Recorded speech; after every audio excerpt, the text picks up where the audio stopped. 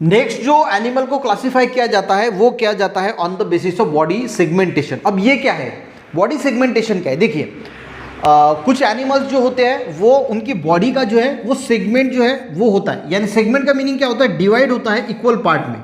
जैसे अगर हमने अर्थवर्म का एग्जांपल ले लिया तो अर्थवर्म की अगर बॉडी को देखोगे तो अर्थवर्म की बॉडी इक्वल पार्ट में जो है वो डिवाइड होती है और हर एक पार्ट को सेगमेंट बोला जाता है। तो जो एनिमल्स ऐसे सेगमेंट में डिवाइड होते हैं ये इक्वल पार्ट में होते हैं, ये सिमिलर पार्ट होते हैं, इक्वल पार्ट होते हैं, उसमें डिवाइड होते हैं, उसको बोला जाता है सेगमेंटेड एनिमल। और जिनके बॉडी को सेगमेंट नहीं होता उसको असेगमेंटेड या नॉन सेगमेंटेड एनिमल बोला जाता है।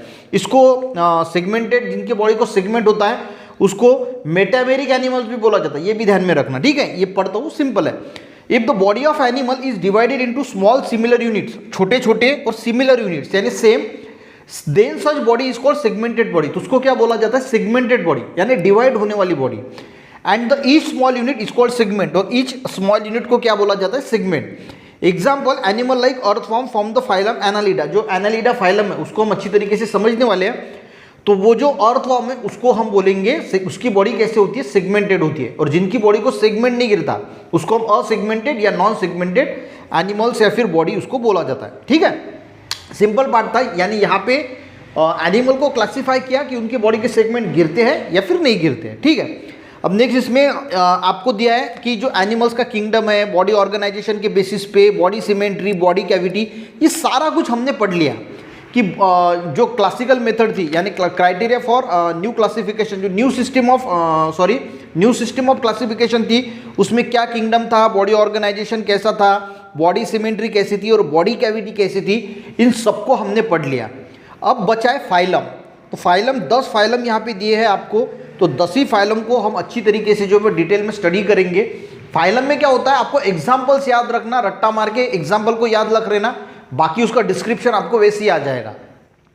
और सबसे बढ़िया बात क्या होती है बच्चों देखिए, जब भी हम पढ़ते हैं तो पिछले वाले पार्ट को रिवाइज करना बहुत इंपॉर्टेंट होता है। अगर आप रिवीजन नहीं करोगे तो भूल जाओगे। रिवीजन कैसी करनी है, अगर मान के चलो कि आज मैंने एक पार्ट पढ़ लिया, ठीक है, दूसरा पार्ट आप जब स्टडी करते हो तो पहले पार्ट को एक बार पढ़ लीजिए, क्योंकि इसको पढ़ने के लिए मान के चलो कि पहले दिन आपको 30 मिनट लगे तो दूसरे दिन इसको सबसे पहले जब पढ़ाई स्टार्ट करोगे तो इसको 10 मिनट में निपट लो और बाकी दूसरा इसको पढ़ो।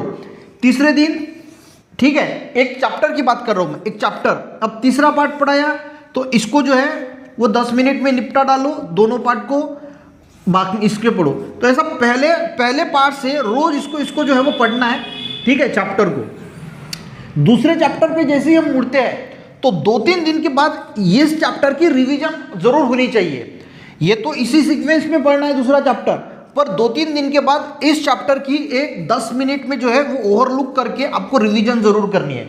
रिवीजन जैसी एक मोस्ट इंपॉर्टेंट होता है, हम क्या करते हैं रिवीजन ही नहीं करते। पहला चैप्टर पढ़, अगर मान के चलो कि 3rd चैप्टर आपका स्टार्ट हो गया, 3rd चैप्टर स्टार्ट होने के बाद भी आपको इसको 10 मिनट, 3-4 दिन के बाद इसको 10 मिनट देना है और फास्टली रिवीजन करनी है, और तीसरा चैप्टर तो धीरे धीरे पढ़ना है। ऐसे करके आपको जो है वो जितना आगे जाओगे पर उतना ये first chapter, second chapter, 3rd chapter, 4th chapter 10-10 minute क्यों ना हो, और उसको आपको रिवाइज करना है कि क्या एक ओवरलुक करना है, देखना है, आपको जल्दी से समझ में आएगा। तो रिवीजन मोस्ट इंपॉर्टेंट होती है किसी भी पढ़ाई में, तो आपको रिवीजन बहुत इंपॉर्टेंट होती है, तो रिवीजन जरूर करना है, ठीक है। तो एक बात आपको समझ लेनी चाहिए कि रिवीजन इंपॉर्टेंट है, तो आपको हर इसमें रिवीजन करना बहुत इंपॉर्टेंट, तभी आप आगे बढ़ोगे, तभी आने वाली जो एग्जाम्स है, नीट है, JEE है, IIT है, उसको क्रैक कर पाओगे, नहीं तो बहुत मुश्किल है। वीडियो अच्छा लगे, बॉडी सेगमेंटेशन सिंपल पार्ट था।